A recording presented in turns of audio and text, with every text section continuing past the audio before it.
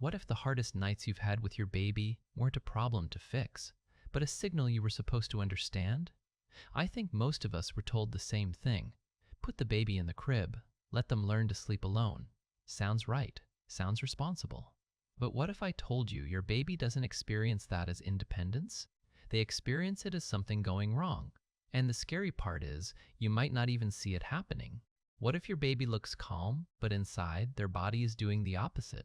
You know, one of the strangest things about babies is this: they can't tell you what they feel. So we guess, we assume. We look at a quiet baby in a crib and think, okay, they're fine. But inside their body, something else might be happening. When researchers started measuring babies during sleep, not just watching them, but actually tracking their heart, breathing, stress levels, they found something unsettling. A baby sleeping alone often isn't fully relaxed. Their system stays slightly on alert, not panic, not screaming, just not fully safe. And here's the part that really made me pause. This can happen even when the baby doesn't cry. You've probably had that moment. You finally put your baby down, you step away quietly, and then they wake up. Again, and again, and again. And at some point you think, why won't they just sleep? But what if the real question is, why would they? What if sleeping alone doesn't feel normal to them at all? Let's start from the beginning. When a baby is born, they're not finished. I mean that literally. Their brain is still under construction, only about a quarter developed, which means something very important. They're not built to regulate everything on their own. Not yet. Not their emotions, not their breathing patterns, not even their stress response fully. So how do they manage? They borrow stability from you. What if your presence isn't just comfort, but part of how their body actually works? Think about it like this. If you've ever set up a new phone or laptop, it needs to sync, right? It connects to something stable, to organize itself. Your baby is doing something very similar. Your heartbeat, your breathing, your warmth, these aren't just nice things. They are signals, inputs, guidance. And when those signals disappear suddenly, the system doesn't fully relax. So what happens when that connection is missing, especially at night? Sleep is when everything important happens. Memory forms. The brain organizes itself. The body grows. But all of that works best when the body feels safe, not quiet, safe. And those are not always the same thing. A silent baby isn't always a relaxed baby. Now imagine something with me.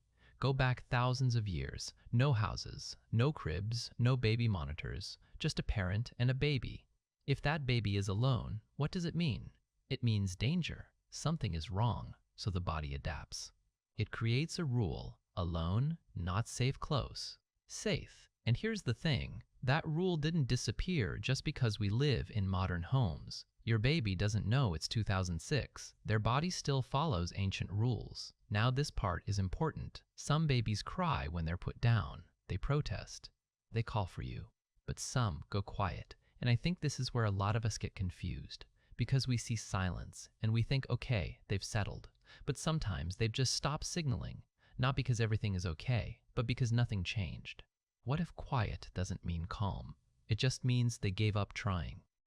There have been studies where babies were monitored in both situations alone and close to a caregiver. And again, a pattern shows up. When they're close, their breathing stabilizes. Their heart rhythm becomes more consistent. Their stress levels drop, not a little, noticeably. It's almost like something switches on just because you're there. You know when two people walk together for a while and their steps start matching? Something similar happens here. When a baby sleeps near you, their body starts to sync with yours. Breathing patterns align. Sleep cycles coordinate. It's subtle, but powerful. And I think when you really understand that, those late night moments feel different. What if you're not helping your baby sleep? You're literally supporting how their body functions. Let me ask you something. If you knew your presence was doing all of this, regulating, stabilizing, guiding, would you see those wake-ups the same way? Or would they feel a little more meaningful? Maybe it's not interruption, maybe it's connection. Now, we have to talk about the part everyone argues about. Sleeping close. Some people say it's natural, some say it's risky, and honestly, both sides have points, because safety matters. A lot. But here's what often gets missed. The conversation isn't really about should babies be close? It's about how to do closeness safely. Because distance isn't the only way to stay safe. There are ways to give your baby that sense of closeness without taking unnecessary risks. Same room. Within reach, familiar smells. Even something as simple as your scent nearby can make a difference. It tells their system, you're not alone. Sometimes it's not about touching, it's about being near enough to feel present. And if you're thinking about transitioning your baby, doing it slowly matters more than we think. Because from their side, this isn't just a change in location. It's a change in how safe the world feels. Fast changes feel bigger to someone that small. I think this is the part nobody really prepares you for. The instinct to pick them up, to bring them close, to let them sleep on your chest, that's not something you need to fix. That's something you're wired to feel. And they're wired to need. What if that instinct is actually guidance? Because this isn't just about sleep. It's about what your baby learns in those quiet moments.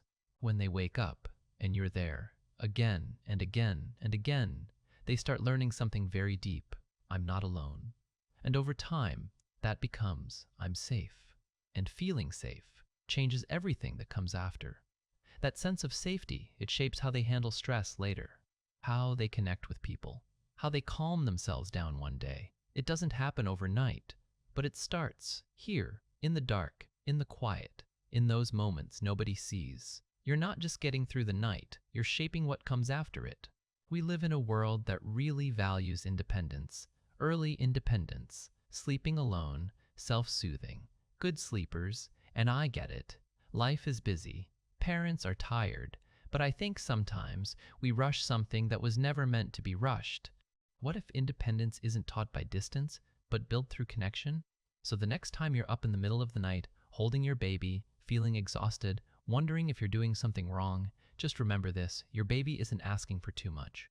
They're asking for what they were designed to need, your warmth, your presence, your closeness, and maybe, just maybe, that need isn't a problem. It's a signal, one that's been there for thousands of years, and the way you respond to it, quietly, night after night, is doing more than you think. You're not just helping them sleep, you're helping them feel safe in a world they're still learning how to trust. If this made you see things a little differently, you're not alone. And if you want more videos like this, where things actually start to make sense, you know what to do.